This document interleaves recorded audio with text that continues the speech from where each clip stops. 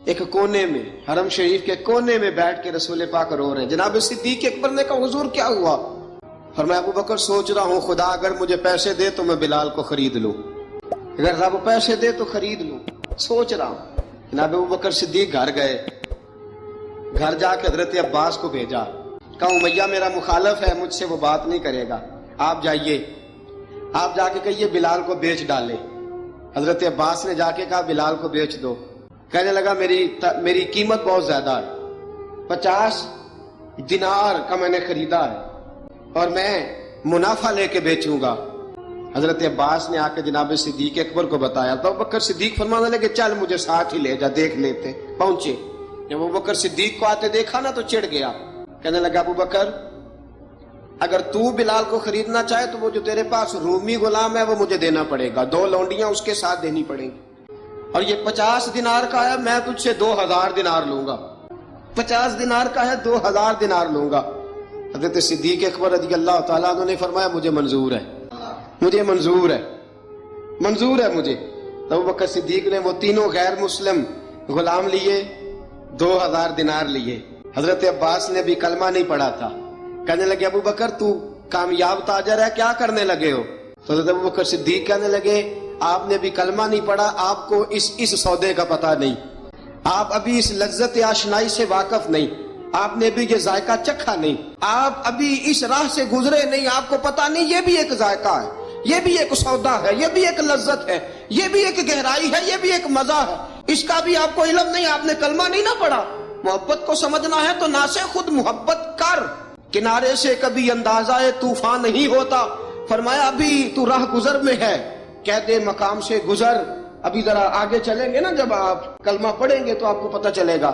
حضرت سیدنا بلال حبشی کو لینے کے لیے صدیق اکبر پہنچے، 2000 دینار، 3 غلام پڑھے لکھے سیانے سمجھدار، جب دیے نا تو امیہ کھل کھلا کے ہنسا، کہنے لگا ابو بکر بڑے گھاٹے کا سودا کیا تو نے، ابو بکر تو نے بڑے گھاٹے کا سودا کیا ہے، یہ پڑھا لکھا مجھے دے کے جا رہا ہے اور یہ ان پڑھ تو لے کے جا رہا ہے، یہ خوبصورت رومی غلام دے کے جا رہا ہے اور یہ حبشی کالے رنگ کا تو لے کے جا رہا ہے، اور 50 دینار کا غلام 2000 دینار میں تو لے کے جا رہا ہے، اتنے گھاٹے کا سودا، اتنی بڑی نادانی۔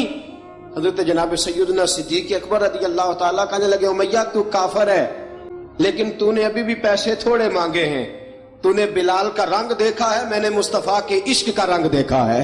فرمایا تو ابھی اس کے رنگ میں الجھا ہوا ہے اور میں جو اس کے باطن کا حسن ہے وہاں تک پہنچ گیا ہوں۔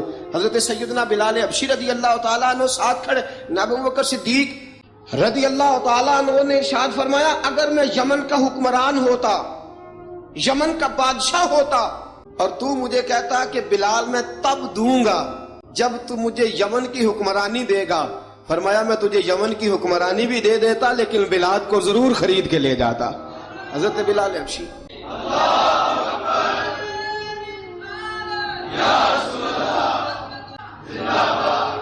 جناب سیدنا بلال حبشی، حضرت سیدنا ابو بکر صدیق فرماتے ہیں جب میں بلال کو لینے گیا تو حال پتہ کیا تھا؟ ادھر دیکھیے گا، فرماتے ہیں کہ ٹانگیں اوپر کر کے نا جس طرح آدمی رکوع میں بیٹھتا ہے اس طرح کر کے نا ٹانگیں، اور سر پھر زمین کو لگا کے اس طرح سجدے میں آپ جاتے ہیں، لیکن بالکل ٹانگوں کے ساتھ سر رکھ کے۔ فرماتے ہیں 4 بھاری چکیاں ریت پہ حضرت بلال تھے، ان کے اوپر چکیاں رکھی ہوئی تھی، اور فرماتے ہیں حضرت بلال تھوڑی تھوڑی حرکت کرتے تھے تو وہ چکیاں جسم کے ساتھ لگتی تھی نا، پارٹ ان کے، فرماتے ہیں زخم بن گئے تھے، خون نکلتا تھا۔ فرماتے ہیں میں نے وہاں سے جا کے حضرت بلال کو نکالا، پیسے دیے، لے کے آیا تو جناب بلال کہنے لگے جلدی جلدی چلو حضور کے پاس، ذرا جلدی جلدی چلو، در مصطفیٰ پہ جلدی کرو۔ تو جناب سیدنا بلال حبشی رضی اللہ تعالیٰ عنہ کے جواب میں حضرت ابوبکر صدیق کہنے لگے بلال جلدی نہ کر، جب میں آیا تھا تو حضور تیرے لیے آنسو بہا رہے تھے، اگر تجھے اس حالت میں زخمی دیکھیں گے تو میرے مصطفیٰ کو اور زیادہ رونا پڑے گا، تو میرے ساتھ گھر چل، میں تجھے کپڑے پہناتا ہوں، میں تیرے زخموں پہ پٹی کرتا ہوں۔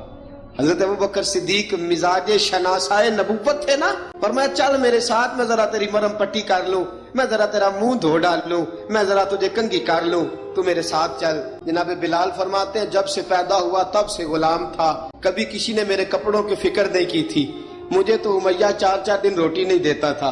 فرماتے ہیں جب میں گیا ابو بکر کے ساتھ، ابو بکر صدیق نے ایک چٹائی بچھائی، صدیق اکبر چٹائی کے اوپر میرے ساتھ بیٹھ گئے۔ فرماتے ابو بکر نے تیل منگایا، وہ تیل میرے زخموں پہ، ابو بکر صدیق نے وہ تیل میرے سر پہ، میری داڑھی پہ، فرماتے ہیں پھر کنگھا کیا۔ پھر ابو بکر صدیق نے ایک جوڑا منگایا، وہ کپڑے مجھے پہنائے۔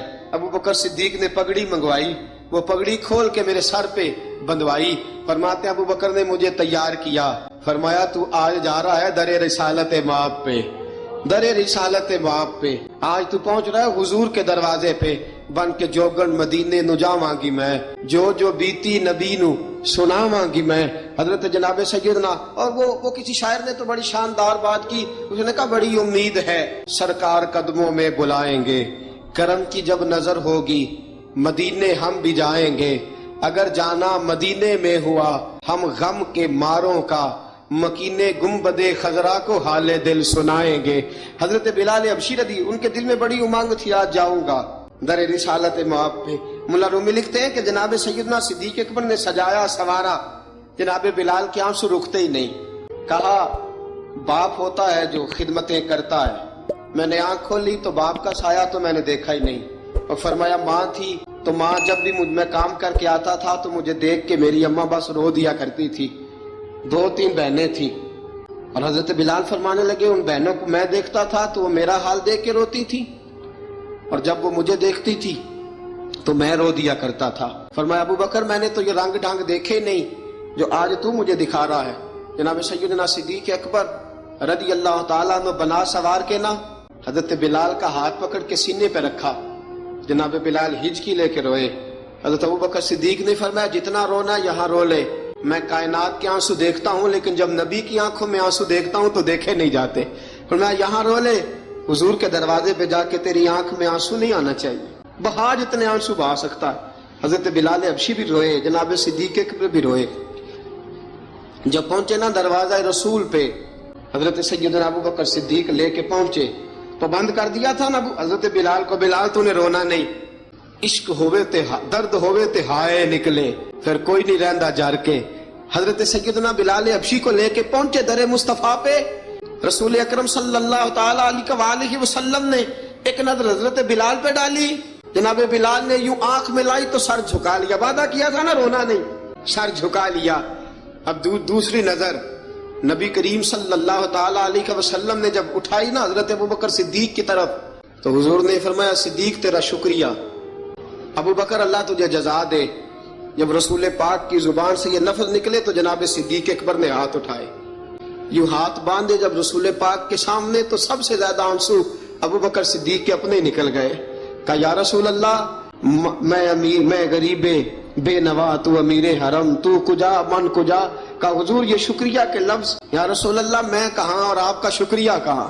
نبی پاک صلی اللہ علیہ وسلم نے فرمایا ابو بکر کاش تو تھوڑے سے پیسے میرے بھی ملا لیتا، بلال کو خریدنے میں میرا بھی حصہ ڈال لیتا، میں چاہتا تھا۔ ابو بکر پھر روئے، کہا یا رسول اللہ میرے پیسے کس کے ہیں؟ آقا میں بھی آپ کا، یہ بھی آپ کے۔ جناب سیدنا بلال حبشی رضی اللہ تعالیٰ عنہ کی طرف حضور نے دیکھا تو فرمایا بلال آ یار ذرا سینے سے تو لگ جا۔ اب حضرت بلال دوڑے، جب رسول پاک کے سینے سے لگے تو ایک جملہ میرے محبوب کی زبان سے، فرمایا بلال تو نے بڑی سختیاں برداشت کی ہیں، تجھے میرا اللہ ہی جزا عطا فرمائے گا، تو نے بڑے دکھ دیکھے ہیں۔ اب سیدنا بلال تڑپے، رسول پاک صلی اللہ تعالی علیہ وسلم بھی روئے۔ حضور نے اپنے ساتھ بٹھا لیا سیدنا بلال کو، حضور نے گھر پیغام بھیجا، فرمایا ختیجہ گھر میں کچھ ہے تو بھیجو، بلال آیا ہے۔ اب حضرت خدیجہ الکبریٰ اندر سے کیا آواز دیتی ہیں، کہتے ہیں حضور مبارک ہو، اللہ نے بلال کو آزادی عطا فرما دی۔ وفاشار بیوی اندر سے۔ اب حضرت سیدنا زینب رضی اللہ تعالی عنہا، میرے محبوب کی شہزادی، چھوٹی سی عمر ہے، ایک برتن کے اندر کھجوریں لے کے آئیں، ایک برتن میں کھجوریں۔ اب لا کے جب کھجوریں رکھی نا تو سیدنا صدیق اکبر نے ہاتھ بڑھایا کھجوریں اٹھانے کے لیے تاکہ میں دوں۔ حضور نے فرمایا نہ ابو بکر، بلال پہلے دن آیا ہے، پہلے تو نے جتنی خدمت کرنی تھی تو گھر کر کے آیا، میری باری ہے۔ حضرت بلال حبشی فرماتے ہیں کائنات میں نے اتنا پیار کبھی دیکھا ہی نہیں تھا، 30 سال سے زیادہ میری عمر تھی، مجھے تو کبھی کسی نے پاس بٹھا کے کھانا کھلایا ہی نہیں۔ فرماتے ہیں رسول پاک سخت کھجوریں سائیڈ پہ کرتے، اندر سے نرم کھجور نکالتے، اس کھجور سے تھوڑا سا چھلکا جدا کرتے، فرماتے ہیں پھر اس کو توڑتے، اس کے اندر سے وہ گھٹلیاں اتار کے حضور ایک سائیڈ پہ کرتے، وہ نرم کھجور رسول جب میری طرف بڑھاتے، حضرت بلال فرماتے ہیں بھوک تو بڑی تھی لیکن آج بھوک ساری بھول گئی تھی، آج مجھے یوں لگتا تھا جیسے میں زمین پہ نہیں عرش کی بلندیوں پہ بیٹھا ہوا ہوں، آج لگتا تھا کائنات کی ساری نعمتیں، ساری رحمتیں، سارا کرم، ساری عطا، سارا فضل، ساری عنایتیں میری جھولی میں گر گئی ہیں۔ فرماتے ہیں رسول پاک صلی اللہ تعالی علیہ وآلہ وسلم نے مجھے بڑے محبت سے بٹھایا، حضور علیہ السلام نے محبت سے کھلایا، دودھ پلایا، فرماتے بڑا پیار کر کے نا، تو جناب سیدنا صدیق اکبر نے کہا حضور بلال کی ڈیوٹی کیا ہوگی؟ حضور بلال کی ڈیوٹی کیا ہوگی؟ حضرت بلال کہنے لگے حضور میں فارغ رہنے کا تو عادی نہیں، میں تو جفا کا آدمی ہوں، محنت کرنے والا، ڈیوٹی کیا ہوگی؟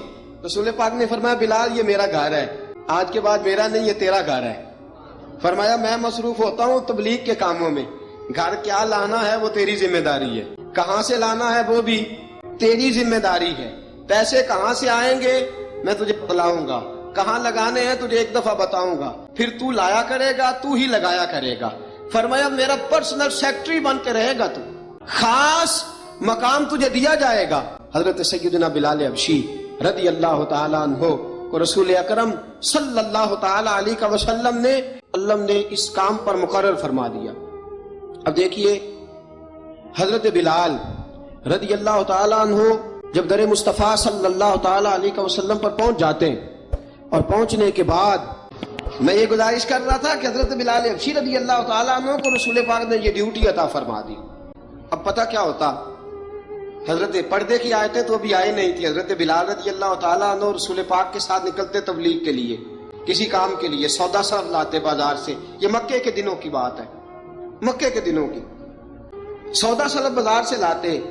اب 4 بیٹیاں تھی حضرت خدیجہ الکبریٰ کی، گھر کے کام کاج ہوتے تھے، جب ذرا فارغ ہوتے دروازے پہ دستک دیتے، حضرت خدیجہ فرماتی بلال تو آ گیا ہے، وہ دستک سے پہچانتی ہیں کہ بلال کے دستک ہے، بلال آ گیا، کہا اماں جی میں سارے کام کاج باہر کے ختم کر آیا ہوں، گھر کا کوئی کام ہے تو ذرا مجھے بتاؤ۔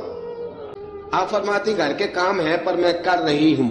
اب حضرت بلال گلنا شروع کرتے، یہ ہے محبت۔ آج اگر ہم کہیں خادم ہو بھی نہ تو بہانے ڈھونڈتے پھرتے ہیں فارغ ہونے کے۔ حضرت بلال فرماتے آپ نے چکی پیس لی ہے، گھر میں جھاڑو دے لیا ہے، بچوں کے لیے دودھ آ گیا ہے، بکریوں کا دودھ دھو لیا گیا ہے، ایک ایک کام پوچھتے ہیں۔ حضرت خدیجہ الکبریٰ فرماتی یہ بھی ہو گیا، یہ بھی ہو گیا، چکی رہ گئی ہے پیسنے والی۔ فرماتے ذرا دروازہ کھول دو میں پیس ڈالتا ہوں۔ حضرت بلال گھر کی چکی پیستے، گھر کے کام کاج کرتے۔ ایک دن نہ دار ارقم میں رسول پاک تھے تو باہر سے کچھ شورش ہوئی، حضرت بلال حبشی کہنے لگے حضور ایک نیزہ نہیں منگوا دیتے مجھے؟ ایک نیزہ، ساری دنیا حضرت بلال کو مؤذن رسول سمجھتی ہے اور ہیں بھی، لیکن حضرت بلال سب سے پہلے نیزہ بردار بھی ہیں، سب سے پہلے نبی پاک کی حفاظت کے لیے نیزہ جس شخص نے اٹھایا، تلوار اٹھانے والے اور ہیں، جان قربان، نیزہ سب سے پہلے حضرت بلال کہا حضور ایک نیزہ نہیں منگوا دیتے؟ بلال کیا کرنا ہے؟ کہا یا رسول اللہ یہ کافر ہلکی پھلکی شرارت کرتے رہتے ہیں، ذرا میرے ہاتھ میں نیزہ ہوگا نا تو قریب کوئی نہیں آئے گا۔ یہ کرتے رہتے ہیں نا ہلکی پھلکی شرارت، باز نہیں آتے، نیزہ دے دیں گے نا تو قریب کوئی نہیں آئے گا۔ اب رسول پاک نے نیزہ دے دیا، منگوا دیا۔ اب حضرت بلال کے ہاتھ میں نیزہ ہوتا، رسول پاک کے آگے آگے چلتے، آگے آگے آگے آگے نبی کریم صلی اللہ تعالی علیہ وآلہ وسلم دار ارقم میں جا کے تبلیغ کا کام شروع کرتے، تو حضرت بلال دروازے پہ نیزہ لے کے کھڑے ہو جاتے۔ حضور نے فرمایا بلال تو ادھر کھڑا ہو گیا، یا رسول اللہ انشاءاللہ جب تک میں کھڑا ہوں اندر کوئی کافر آ نہیں سکتا، اندر کوئی نہیں آئے گا، میں محافظ بن کے کھڑا ہوں۔ حضرت بلال حبشی رضی اللہ تعالیٰ عنہ نے ہمیشہ، اور یہ نیزہ ہمیشہ پاس رکھا، بدر میں بھی، احد میں بھی، تبوک میں بھی، یرموک میں بھی، خندق میں بھی۔ جب نبی پاک نماز پڑھانے کے لیے کھڑے ہوتے تو حضرت بلال نیزہ نبی پاک کے آگے گاڑ دیتے، یہ سترا بن گیا، اب کوئی آگے سے گزرے گا تو اسے تکلیف نہیں ہوگی، گناہ نہیں ہوگا، حضور کے آگے رکھ دیتے۔